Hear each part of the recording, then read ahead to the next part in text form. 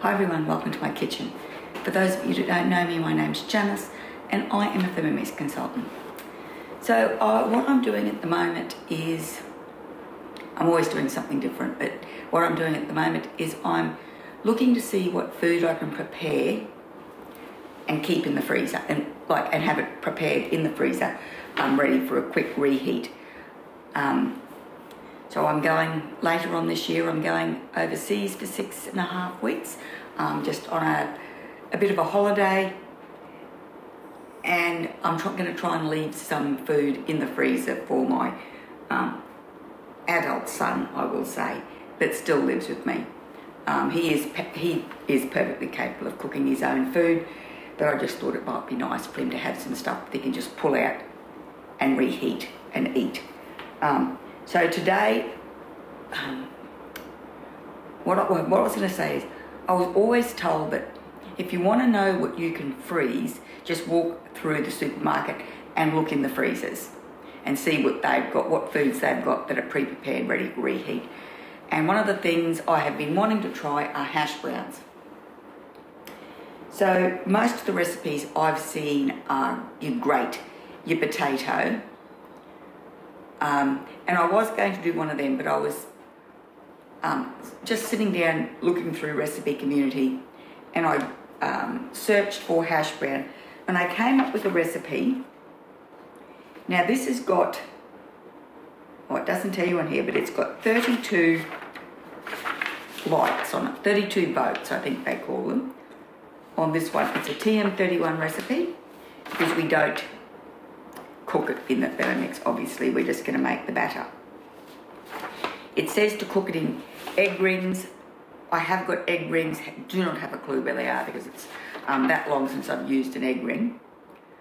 But anyway, I'm going to start cooking, and it's only got basic ingredients. So what I've got here is some potatoes. It said 3 large potatoes peeled. Now it said it would be 500 grams, and that was 499 grams, so I was pretty happy with that. Now they said to cut it into quarters. I meant to take that lid off. We'll have a quick look, make sure there's nothing in there. So we're just going to cut them into 4. I think they said quartered.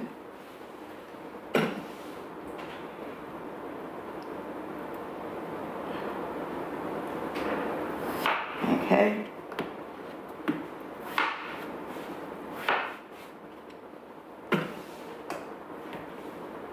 And this is the only step that we're doing. No, maybe not. Nope, it's not. Just ignore I said anything. Right. Let's do this. Haven't read through this recipe. I just looked at the ingredients and the number of likes and jumped straight in and printed it out. So it says to put the potato into the mixing bowl and chop for 2 seconds on speed 4 to 5.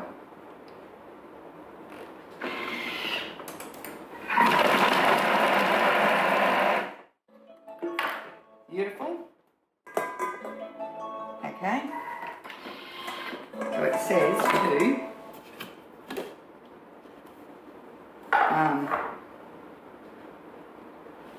scrape that potato into here, and we're going to see if we can drain off some of the liquid. So they're still pretty big chunks, so that it'll get chopped when we mix in the rest of the stuff.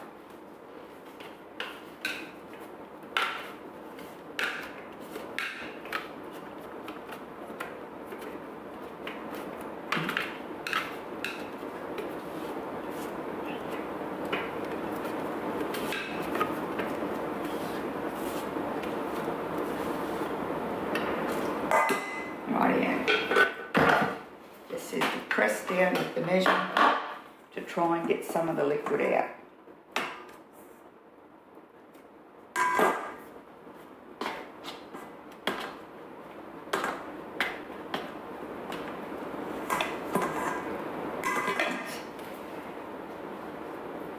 And press the liquid into the sink. Rightio.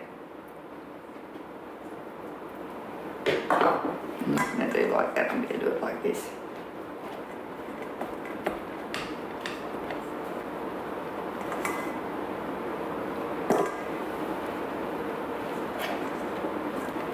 There's not a lot of liquid coming out, I will say this.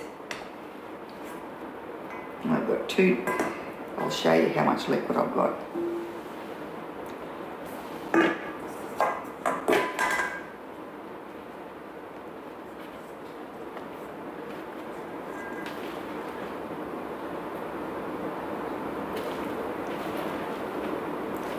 When we used to make them years ago, when my kids were young, there used to be heaps of liquid would come out. And I can't remember what we used to do. I do know we used to put it on paper towel and wrap it in a tea towel or a chucks. Paper towel or a chucks, and then wrap it in a tea towel.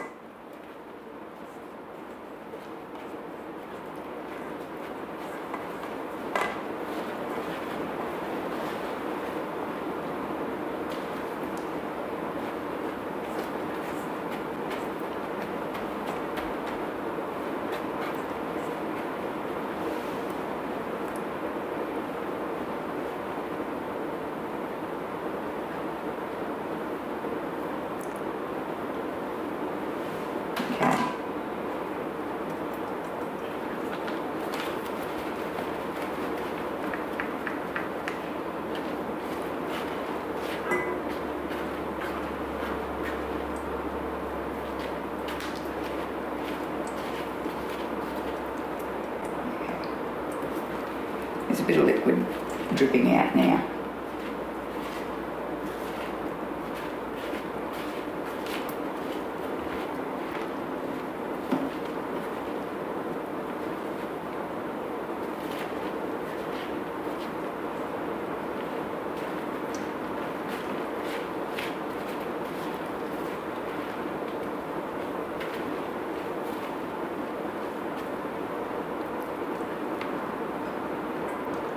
I have washed my hands before I started.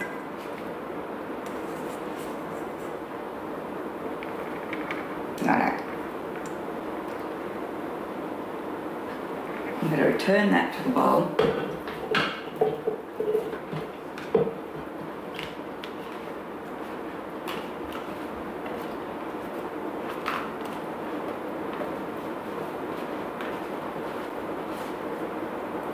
If I wasn't under a bit of time pressure, I would leave them to sit for a bit longer. But as it is, I'm going to wash my hands.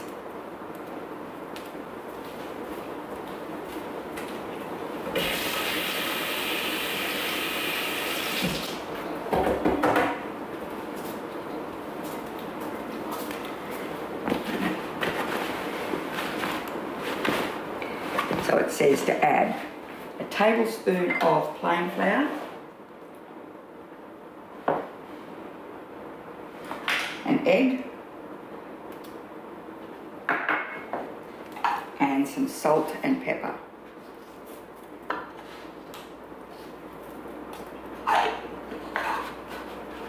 Just trying to remember if we used to salt the potatoes and then all the liquid had come out. Anyway, it doesn't matter. What's good about testing recipes is it's only half a kilo of potatoes. It'll only make a handful of hash browns. How many does it say? It says it makes 10. Rightio. So now we're going to 5 seconds, speed 4.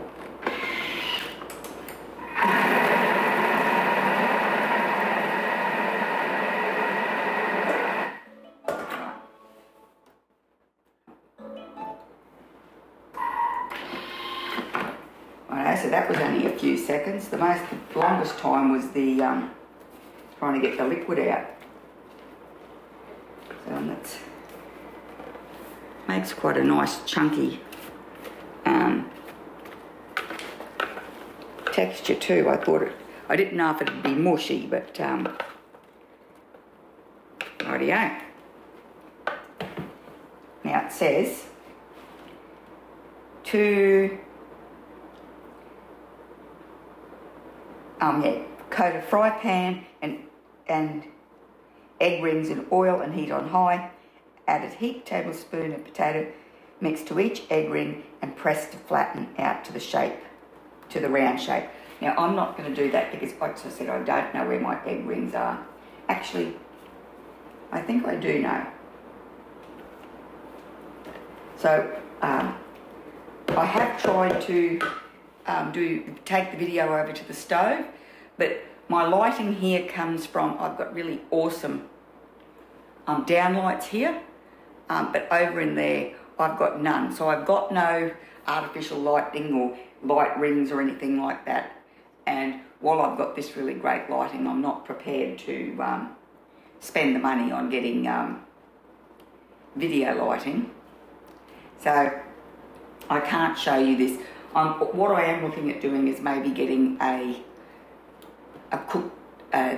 benchtop cooker that I can bring here to show you me cooking. So what I'm going to do is I'll be back once we've got these cooked and ready to taste. So I've half cooked the first batch. So this is it's making 8 that size. Now the first lot I cooked are all falling apart, and the second lot that are in the fry pan now look a lot better. They're not falling apart as much. But as we're recipe testing, what I've done is I've done another 500 grams of potato, and I've mixed the salt in with the potatoes, and we've got that much liquid coming out because by the time I'd finished ladling out the potato, the hash browns, there was a lot of liquid in the bowl, which was mainly the egg and the flour. So what I'm doing is I'm giving these a really good drain and then mixing them and just seeing if we get a better hash brown. I mean, I did think when I started doing that these weren't going to stay together. They actually are. And they're delicious. Oh yeah, but I'll be back once we get this and we'll compare both lots. So I did them, now let's flip them over, there's the back, we'll look at the back. Right, so I did these before that I did the way the recipe said, and these are the 4 that I did after I changed it. So where I salted the potato, I've got straight cooking and my whole kitchen's full of smoke. And these are the ones where I drained the liquid out. And there was still a bit of liquid at the bottom of the bowl, but nowhere near as much. And I don't know if you can see these ones. Let's have a little taste. These ones are falling to pieces.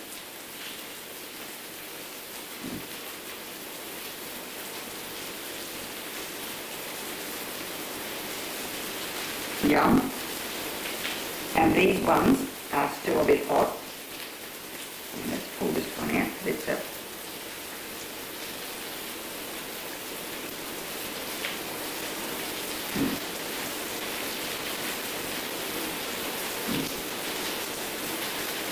they taste identical, but these ones cooked a lot easier. I couldn't find my egg ring, so I just had a 1/4 cup measure and measured it out, flattened it out with the bottom of the cup measure, and then just used a spatula to round up the edges. And I got pretty good hash brown. So rightio, I'm going to consider that one successful. I'm going to change the recipe and do it this way. And I'm also going to freeze some and see how they reheat. And I'll reheat the microwave oven, air fryer, and see which is the best way. But in the meantime, that's a pretty good recipe. It's got a nice chunky texture. It's not mush, which I was worried about.